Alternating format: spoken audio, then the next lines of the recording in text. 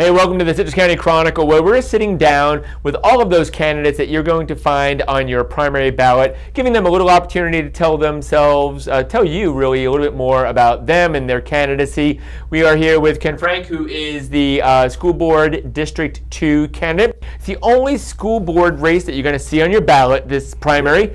And let's talk about the primaries for just a second before we talk to Ken. Gosh, I got to tell you, I want to just remind you to participate this primary season, right? Primary ballots are really important, but this primary in particular, most of the races of the local concern are going to be decided in the primary. So if you're one of those people that show up every general election but only show up sometimes during the primary, please make sure that you come out this primary season to participate. So Ken, welcome. Thank you for coming on down. Thank you for having me, John. Absolutely, absolutely. So Ken, tell us a little bit about you, your candidacy, your background, that sort of thing. Well, I've got a big story to tell, John, but I'm sure we got a limited amount of time. So, first of all, I've lived here most of my life. I was fortunate enough to move to Citrus County at a very young age, prior to all this growth. So I saw Citrus County from when it was a very small little town to what we see today. Crystal River, always in Crystal River, or? Most of it was in Crystal River, Canto, but I'm back in Crystal River now. Okay. So as far as myself, I'm a hometown boy. I went to Crystal River High School. I've got 4 generations of my family that have either been in the school system or in the school system now. So we're well vetted in the community. I love this place. After graduating from high school, I was accepted into the United States Coast Guard Academy in New London, Connecticut. Spent a couple years there. Ultimately finished my college career down at the University of South Florida, where I received a bachelor's in civil engineering, and I'm a licensed professional engineer. Most of my career has been either spent in the private practice. I've owned an engineering firm. I'm running one right now, but also in local government. So I spent quite a bit of time in local government. That's where my relevant experience is coming from. I was the assistant county administrator for numerous years, where we dealt with a lot of growth. And I can talk to you about that in a little while, but we've done tons of projects dealing with just growth. I've also had a bunch of projects both in my private practice and with the Board of County Commissioners dealing with the school board.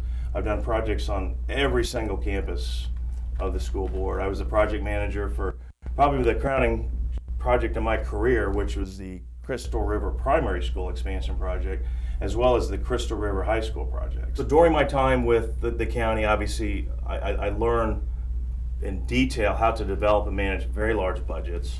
I've also been the city manager for the city of Crystal River.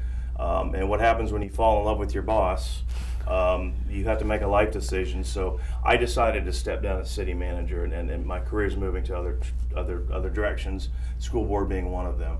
But one of the things that I've learned, number one, while I was city manager and the assistant county administrator, is managing very large organizations, budgets, and people. If you talk to any of my employees, I'm a people person. They enjoyed working for me. So that's something I think that the teachers need to hear, that obviously. And the voters need to hear is I'm very fiscally responsible. So when it comes down to budgets, your dollar is going to be safe with me. I can promise you that. Moving on, my daughter, who is a graduate of Lecanto High School, I'm not holding any of this against you, but you've mentioned Crystal River and Lecanto, and both my kids graduated from Citrus. Just saying. Go Canes. Go Canes. So, no, she's a graduate of Lecanto High School from the IB program.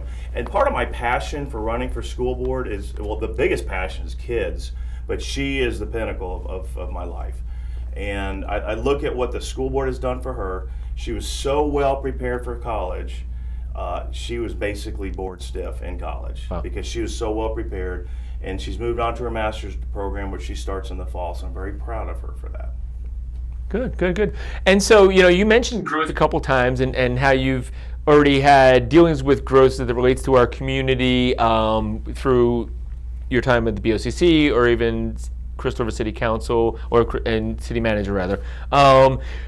School board's looking at those same challenges, right? I mean, you look at the school system, and school board many years ago acquired property, so they already own property in certain areas, but yet at the same time, the state probably also mandates what growth and how you guys can kind of manage growth. But take all that aside, what's your perspective on all of this, right? What does the school district need to be doing? What do you think you bring to the table as it relates to growth management, helping the school system navigate what is going to be additional student body that we're going to see over the next handful of years? Well, number one, we can't get away from growth. It's here. It's Sure. in our face with the Suncoast Parkway terminating and going through Citrus County. We've got to face it.